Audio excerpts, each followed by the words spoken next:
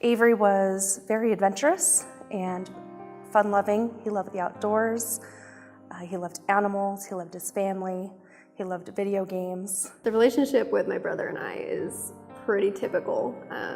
With me being the older sibling, it seemed that he was a lot more protective of me than I was of him, and that stuck through all the way up until he passed.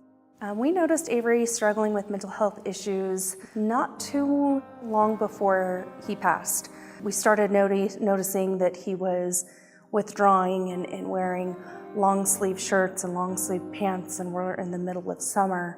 We actually sat down with him the Thursday before he passed to just, do you need to see a therapist? Do you need more one-on-one time with mom? Do you need more one-on-one time with dad? What's going on? It was just a, shrugging his shoulders, and that was it. I was working a shift at my job at the time. I was trying to call my parents, and my mom sounded, it's hard to explain. Just, I knew something was off. I was like, Mom, what the hell's going on? You need to tell me. And she's like, this isn't something I want to tell you over the phone. It was probably between 8:30 and 9 o'clock that night that he ended up making that decision.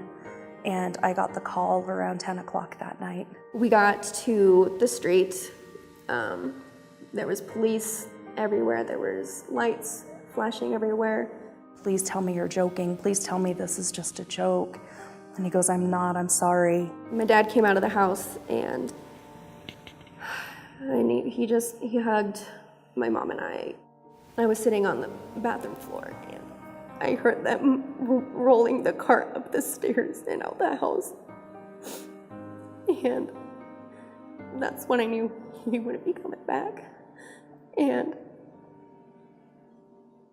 I ran into my room, and I tore up the whole place looking for a note, because I figured at least out of everyone he would have left something for me.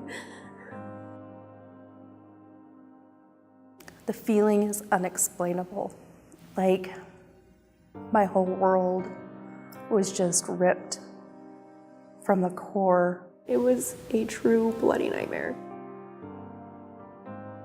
I think as parents, we get so focused on taking care of them physically that we tend to look past, and our stress as a parent is so different than the stress of an adolescent. And I think that the parents think that, what do you have to be stressed about?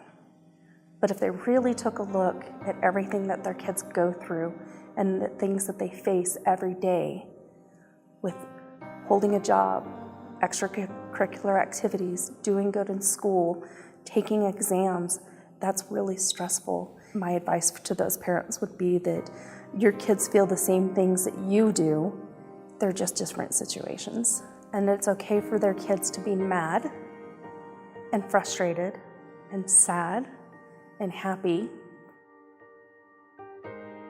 And the maturation program would be a perfect place to have this conversation, because they're having a conversation with these 10-year-olds about your body's changing, your hormones are changing, but they don't talk about bullying, and they don't talk about your emotional changes, and they don't, these kids need to understand, sex ed is great, but mental health education is needed. It breaks my heart every time I hear of another youth suicide.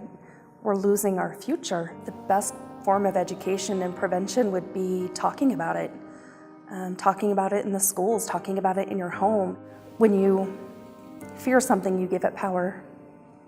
And I think that's the biggest issue, is everybody fears the word suicide and the act of it. And as soon as you fear it, you give it power.